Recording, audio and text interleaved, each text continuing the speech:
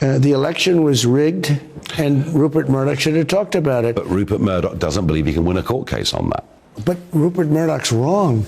And whoever settled this case for that much money, and I think it was an insult not only to Fox, it was an insult to all the people that work there.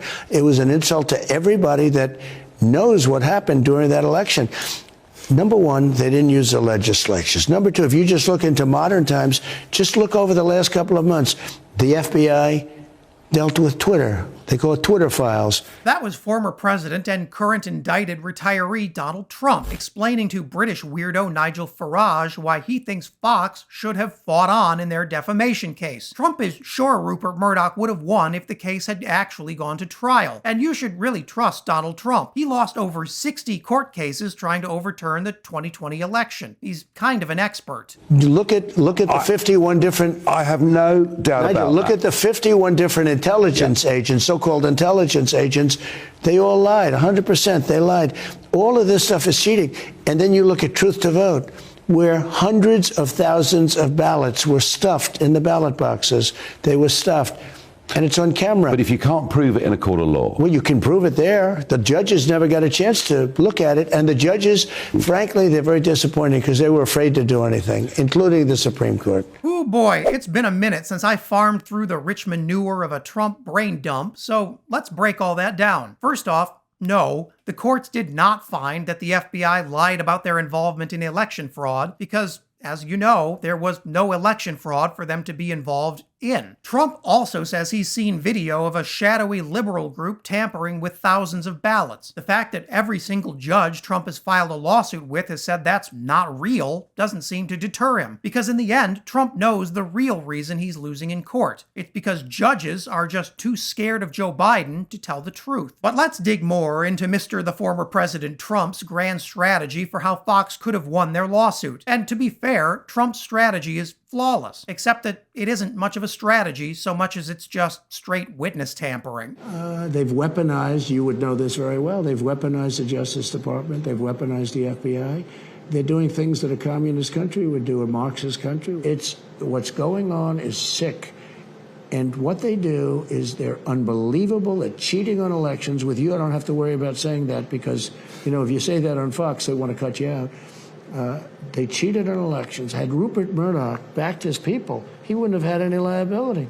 When he went out and said there was nothing wrong with this election, what a thing to say. Just stand behind your people, like Donald Trump did when he pardoned convicted federal felon and eager Russian stooge Steve Bannon. Now, the Trump approach to law may be the reason he's now facing up to 6 criminal investigations. But hey, go off, man. And if you thought Trump was done slamming Fox News, well, buckle up, because MAGA land has a whole new Fox conspiracy theory. And this one involves Ron DeSantis, too. The agenda is against the people. They don't want the people to decide. If they did, they wouldn't be running this shadow campaign with this Murdoch-funded book tour for Ron DeSantis. They are trying to push him in front of the people.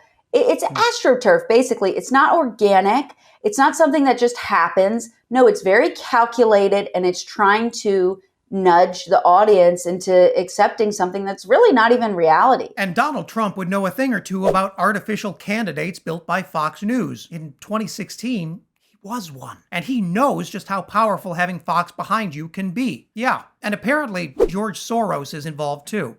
Because, of course, the core of the MAGA movement has always been grievance. That's why it's impossible for Trump Republicans to ever fully abandon the myth that the 2020 election was stolen. That grievance is powering their entire movement, whether it's true or not. And that's why nearly 3 years later, Donald Trump is still fighting and still losing. It's pretty clear that election denial is now a must for any Republican seeking to rise in the party. Trump's made that part really clear. But what plays in the warped world of the GOP doesn't always play for regular Americans. And Trump's continued stoking of anti-democracy extremism is poison to American voters. According to data from the 2022 election, Republicans who embraced election denial performed almost 3 percentage points worse than Republicans who said the election was fair. Because, as it turns out, with of course, a couple notable exceptions. Most Americans don't like lunatics governing them. But Donald Trump doesn't care about that. He just wants the attention and loyalty that comes from demanding the entire Republican Party embrace his election insanity. That may make Trump feel good in his little snowflake heart, but it's killing the GOP at the ballot box. With Democrats prepared to make the 2024 election all about the importance of defending democracy, Republicans are running into a political buzzsaw. It looks like the far right may have finally gone far enough for most Americans. And if you're in the mood for even more, check out this special report you don't want to miss. And as always, leave a comment below to let me know what I should cover next.